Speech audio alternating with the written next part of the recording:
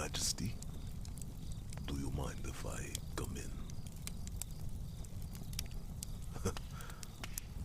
Well now, you have certainly grown in a very short time.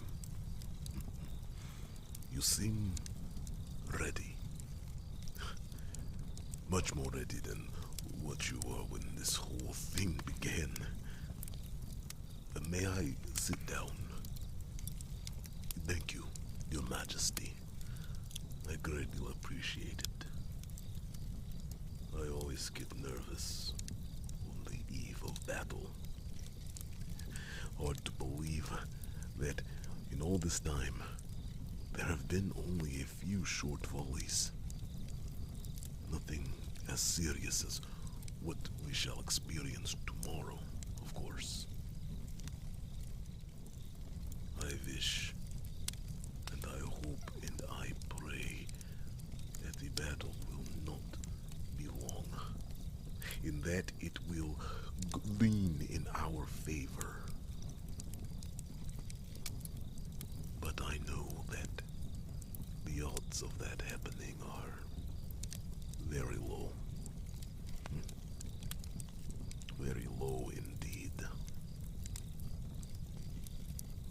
But we cannot lose hope, can we, Your Majesty? You know, I remember my first battle. Your father, he took me to the side. I was just a young man back then. To be honest with you, I was barely a man. Oh, it's such a small thing back then, trying to play hero. But I was scared. Scared that I would fail and bring shame to everybody. Scared that I would meet an opponent that was much stronger, much more formidable than I am. And if I meet that person, that I would die.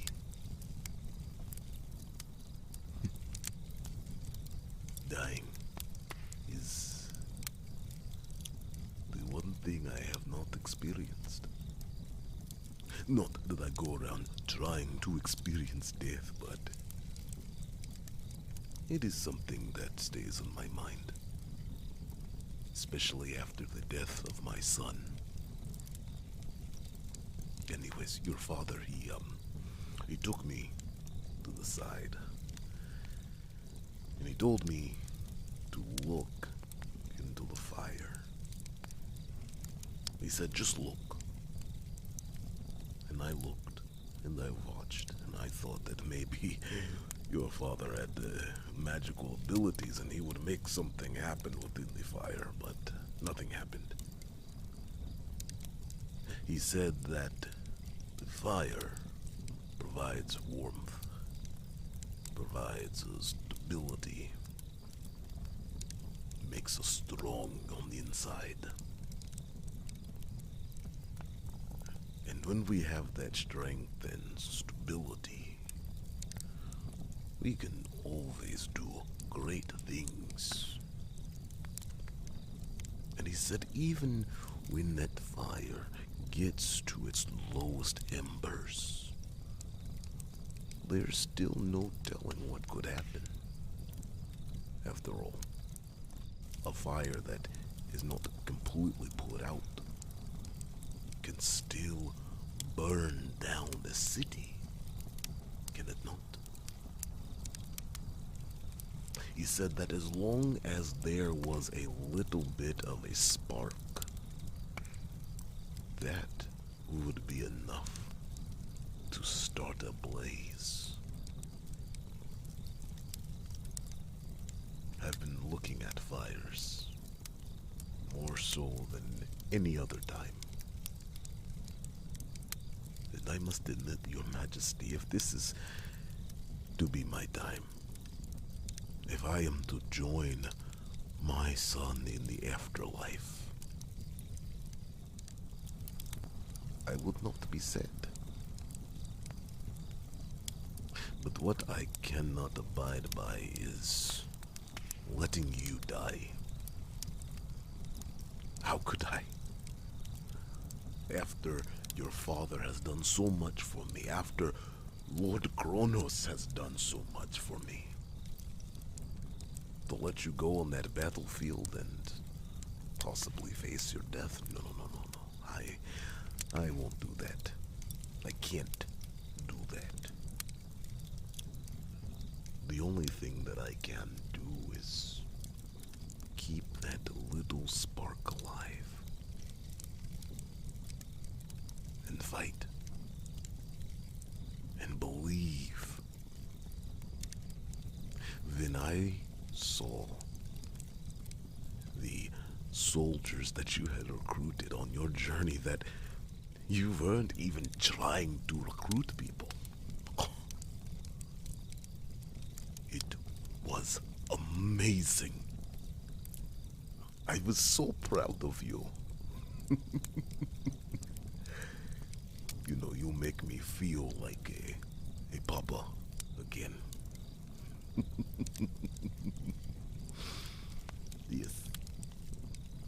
Yes, I saw the woodland creatures, and they were talking to me, and they said,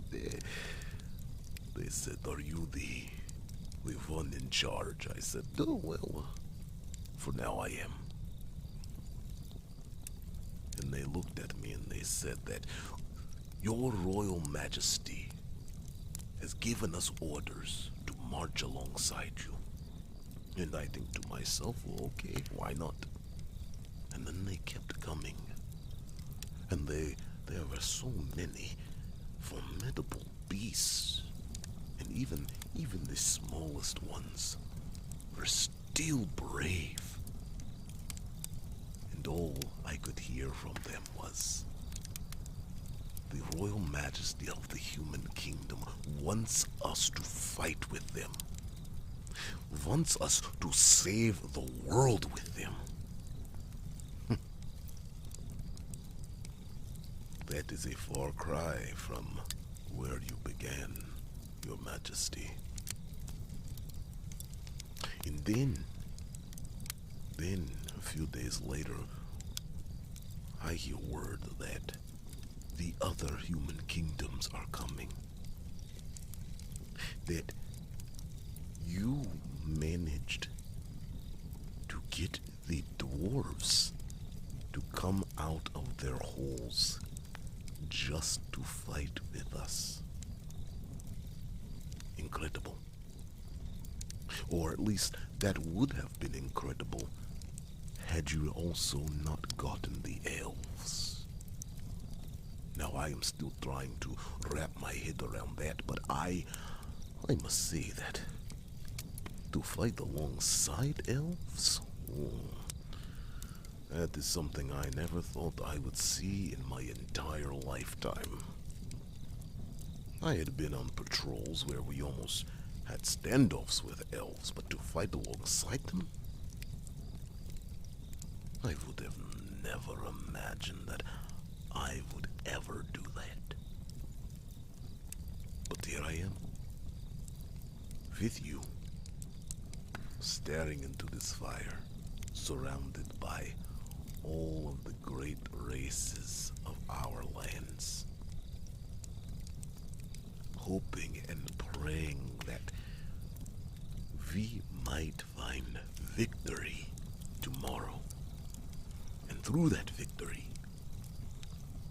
true peace.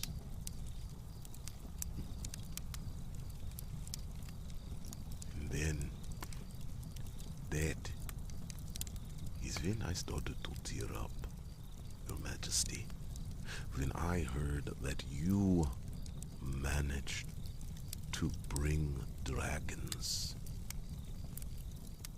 You truly are magnificent. Your father and your mother, they would be so proud of you. I am so proud of you, and don't you ever forget that. Do you understand? Anytime that you doubt yourself, I never want you to forget that this Papa is so proud of you. And you are going to be great tomorrow. I wish I said that to my boy. I wish I said that before it was too late,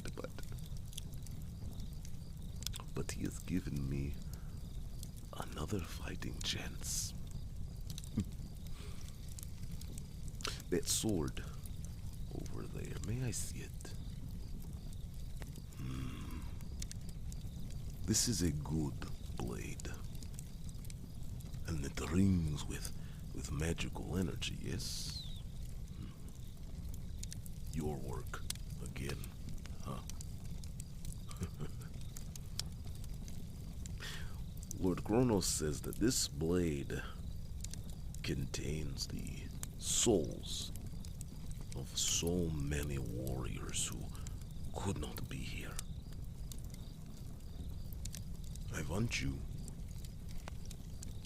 you to remember them when you go out there. Give them the fight of their lives. The entire world stands with you, Your Majesty. You have nothing to be afraid of. Well, now,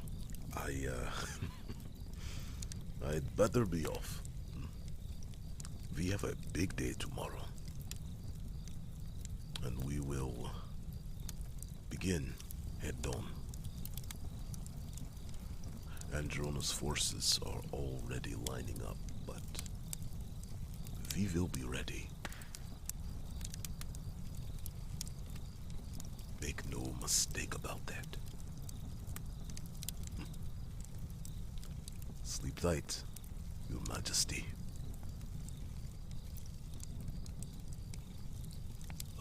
Your Royal Majesty. Hello.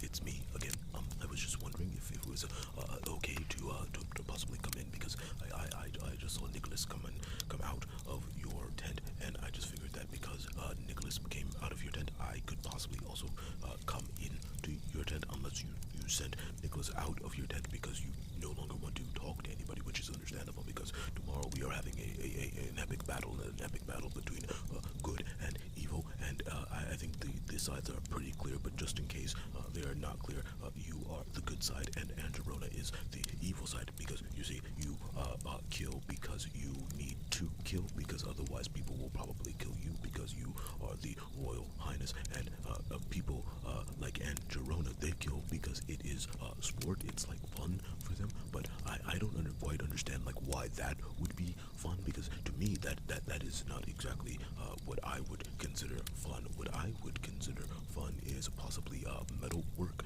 or possibly enjoying a nice pint, which I'm hoping that after the epic battle of epic proportions, I'm hoping that we can celebrate with a pint. I would actually like a pint tonight, but unfortunately, I feel like that might be in poor taste, because if you are hungover, then tomorrow when you go into battle, your head will hurt a lot, and I don't know if you are familiar with having hangovers, because I know that you are still quite young, but I know that you also enjoy drinking beer with me, because I know that drinking beer with me, even though it is a little bit lighter and not as alcoholic, I know that it is actually better than drinking water, because if you drink water that is not purified, then I know that you can get very sick, and I once had a cousin who did that, and he swore by drinking water, and I think his stomach actually adapted to ingest water more so than beer, and I always thought that was weird, and I thought it was weird that they did not kick him out, but of course they kicked me out, and I just feel like that it was kind of a double standard for everybody, that perhaps he should have also been kicked out, but I mean, I don't want him to be kicked out, because being banished from one's kingdom is never a good thing, and I also just feel that justice needed to be served in that exact moment. And oh my goodness, am I talking again too much? I apologize so much.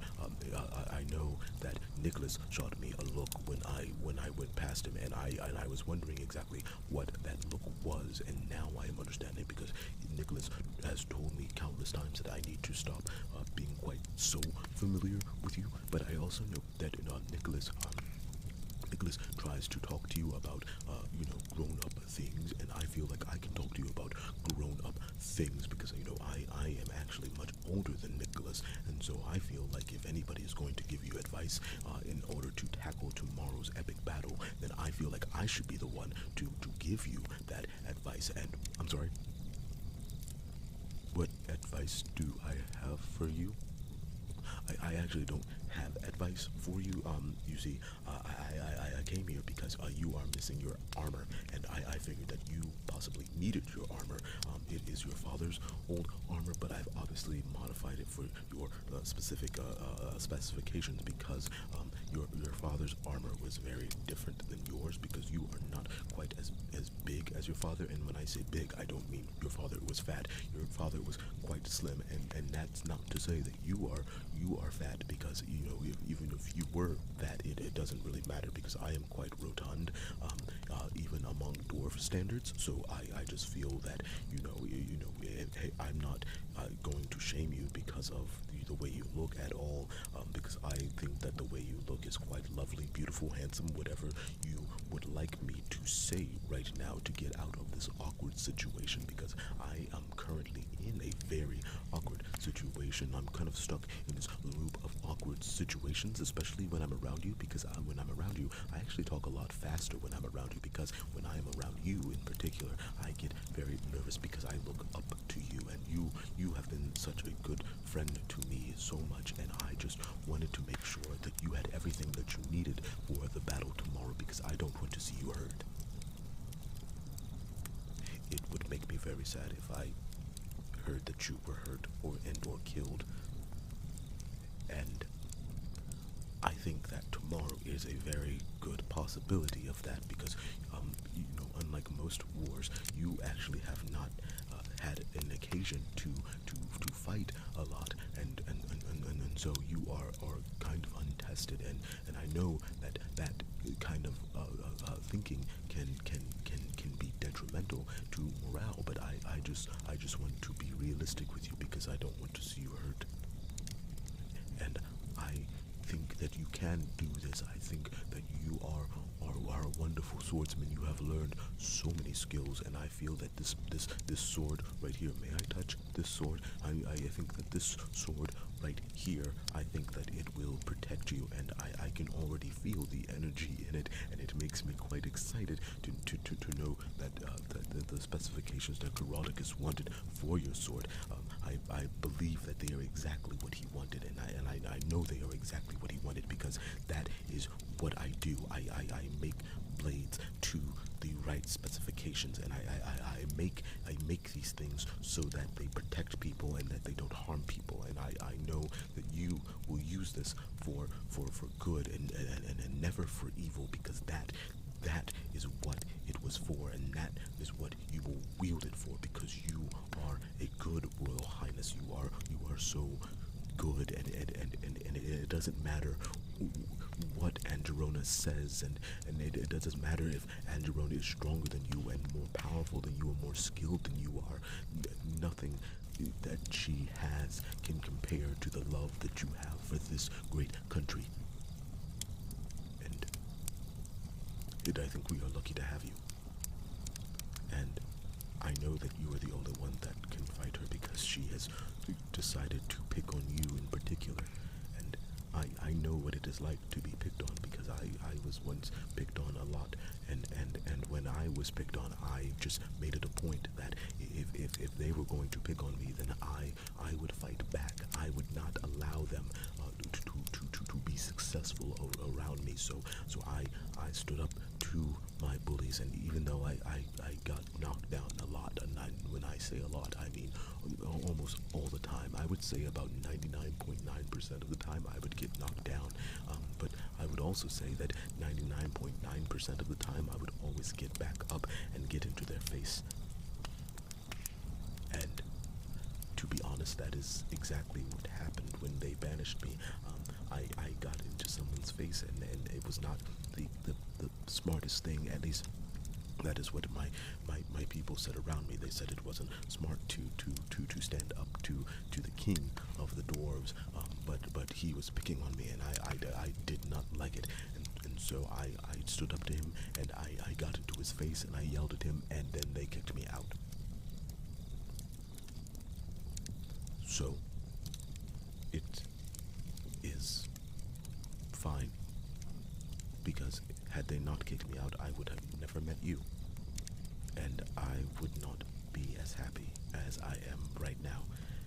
And I thank you for letting me come here to the battlefield, because people need weapons, and I have been working tirelessly in the forges to make sure that everybody has weapons, and everybody has brought their own blacksmiths, and I am actually in charge of many blacksmiths, getting ready for tomorrow, and even the dwarves, even they are showing me respect, and that is respect that you have bestowed on me, and built up in me, and for that I thank you, because maybe one day I can return to my home, because I miss my home a lot. And would you like to come with me to my home?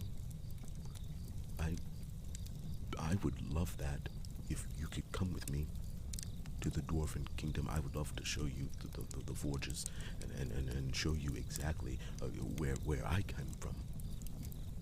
Because I, like you, also came from humble origins, and even though your humble origins were kind of forced upon you because your father and your mother were both killed, I just feel like we have that in common. Maybe not the death of parents, because my parents are actually very alive, and they send me messages all the time, but I always find it curious that they never try to visit me.